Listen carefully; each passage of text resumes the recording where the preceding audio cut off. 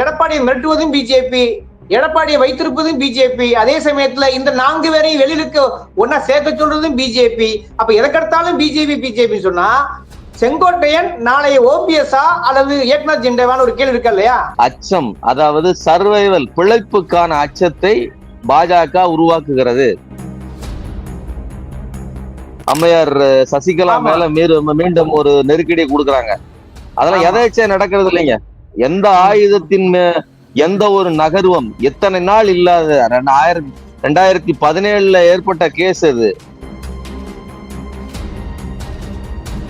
ஆட்சியே போனாலும் பரவாயில்ல, கட்சி என் வசம் இருக்க வேண்டும் என்பதில் தெளிவா இருக்கிறார்.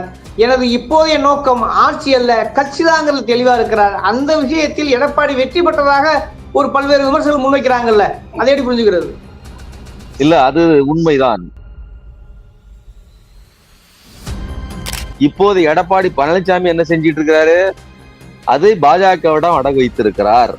அதே மாதிரி நாம எல்லாம் சேர்ந்து முழு வலுவோடு சேர்ந்து கொண்டு போய் அவர் கையில கொடுப்போம் அப்படிங்கிறது இவர்களுடைய இது.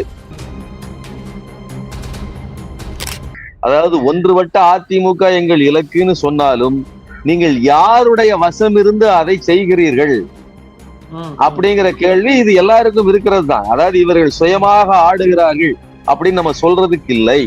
அன்றைக்கு அண்ணன் நத்தம் விஸ்வநாதன், சகோதரர் எஸ்பி வேலுமணி, சகோதரர் தங்கமணி, சகோதரர் அன்பழகன், சகோதரர் சி.வி. சண்முகம், நாங்கள் 6 பேரும் அவரை சந்தித்தோம். அவரை பொறுத்தவரையிலும் அந்த கருத்தை ஏற்றுக்கொள்கிற மனநிலையே அவர் இல்லை.